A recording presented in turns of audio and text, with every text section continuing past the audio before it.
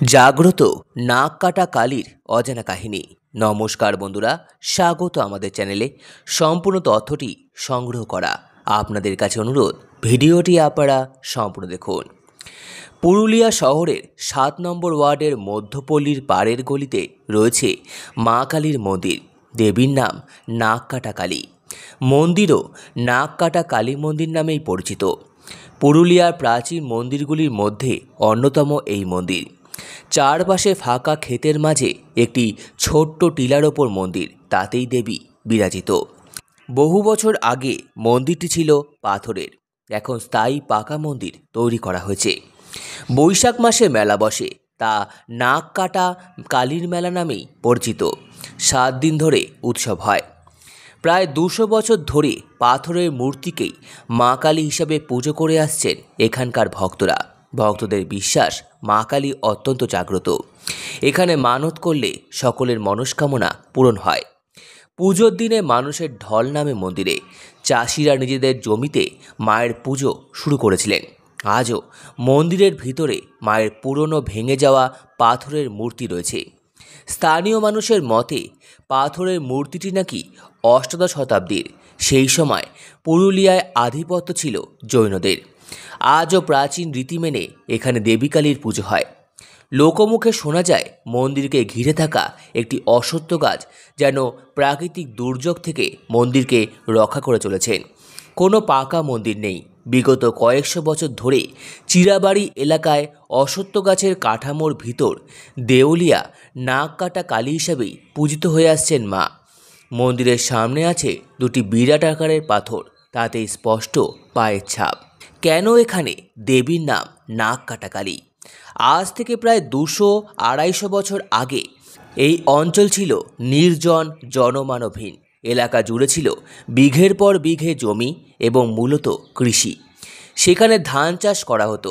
জনশ্রুতি অনুসারে ধান লুট করতে এক কালী পুজোর আগের রাতে আক্রমণ করে একদল ডাকাত। বাধা হয়ে দাঁড়ান মা কালী। ডাকাত দল তরোয়াল দিয়ে মায়ের নাক কেটে দেন। তারপর থেকেই টিলার ওপরে মায়ের পাথরের মূর্তিকে পুজো করা হয়। পাথরের গায়ে মায়ের যে অবয়ব ফুটে উঠেছে, সেখানে দেবীর নাক কাটা। কথিত রয়েছে মায়ের নাক ও গলা আজও পড়ে আছে মন্দিরের ভিতরে। মন্দির চত্বরে রয়েছে দেবীর বিশালাকার পায়ের অংশ, প্রায় 1 ফুট লম্বা জিভ ও অন্যান্য অঙ্গ, সেগুলির পুজো হয়। আরও একটি কিংবদন্তি অনুসারে প্রায় 200 বছর আগে জমির পাকা দান বাঁচাতে গিয়ে ডাকাতদের হাতে নাক খোয়ান পুরুলিয়ার চিরাবাড়ির দেউলিয়া কালী। সেই থেকেই কাটা নাকের কালী মূর্তি পুজো হয়ে আসছে।